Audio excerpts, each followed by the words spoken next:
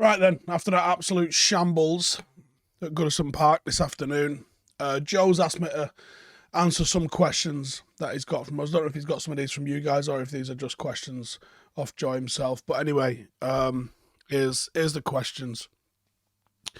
Rannick's now United's lowest Premier League win rate of any United manager. Is he to blame for United's performances? Obviously not.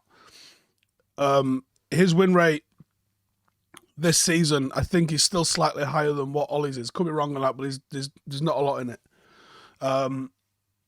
He's obviously inherited a squad of shysters, charlatans and frauds that haven't yet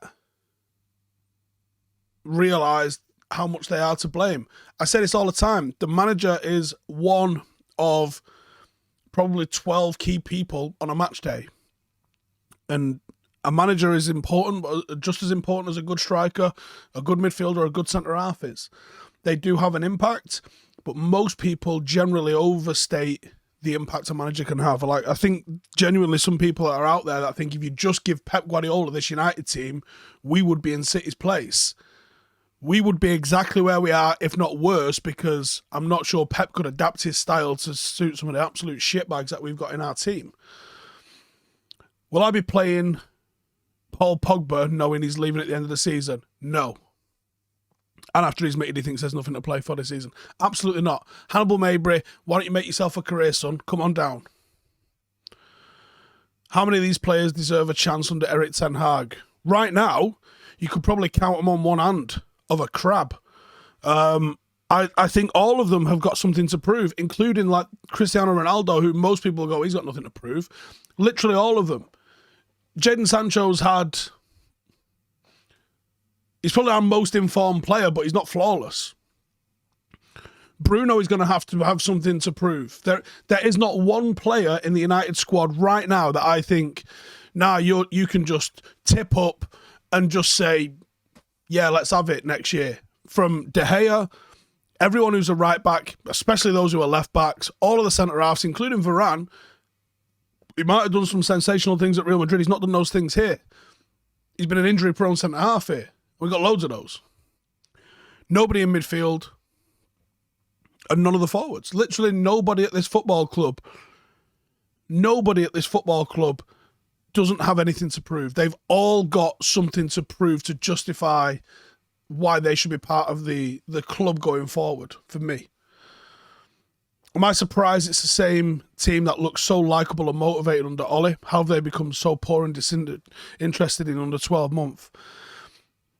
I would say last season, although the last couple of months of Ollie, we kind of had the wheels come off it a little bit, if we're being honest with ourselves.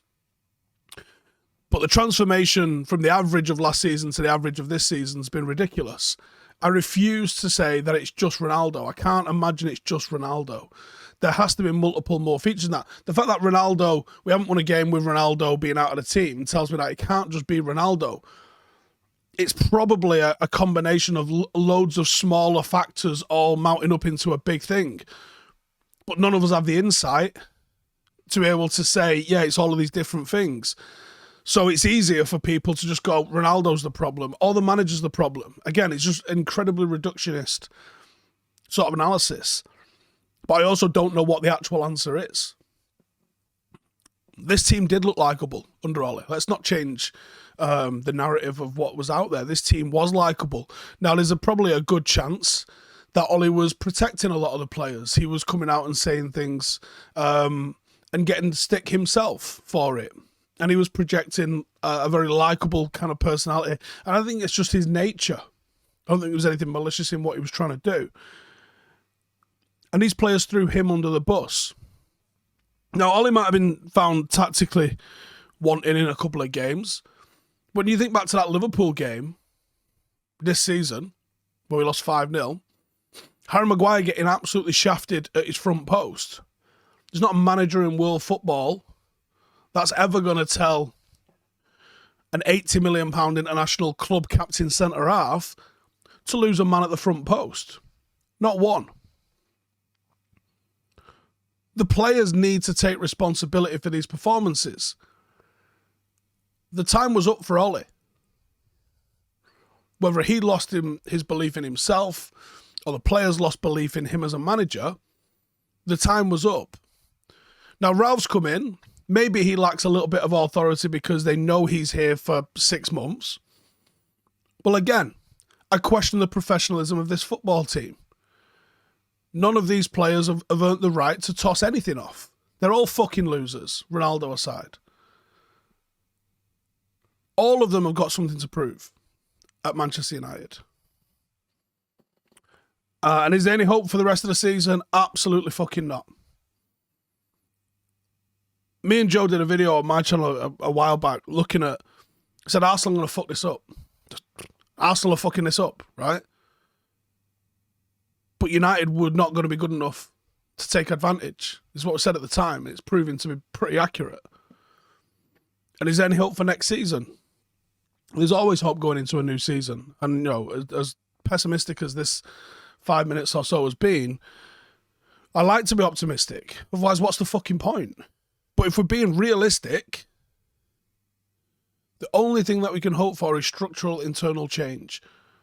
You ain't going to see the differences of that by August. It's time to be patient. It's time to hopefully rip up everything that we've done in the last 10 years under the reign of that fucking Charlotte and Ed Woodward and try and actually build a football club. But it will not be quick. And you're going to have to get rid of a lot of players, and you're going to have to take a massive hit on some transfer fees, and you're going to have to invest in some players, and you're going to have to realise that 40% of the players that you sign are going to be the wrong person, because that's still a good success rate. You're going to have to go through this, and we're going to have to trust in the process. There's no point expecting Ralph to move upstairs, Ten Hag to come in, and in 18 months United to be looking like title contenders. It's not fucking realistic. Not with the way Liverpool are ran, the way Chelsea are ran, and the way Manchester City are ran. We're going to have to work hard to be the 4th best team in England. And once you're the 4th best team in England, then you can start trying to pick off 2nd and 3rd to try and start to get into a position to try and take on who's number 1. That's how far behind we are. We are not even close to being the 4th best team in the country. It'll be a long fucking way before we can find ourselves in a position to compete with those.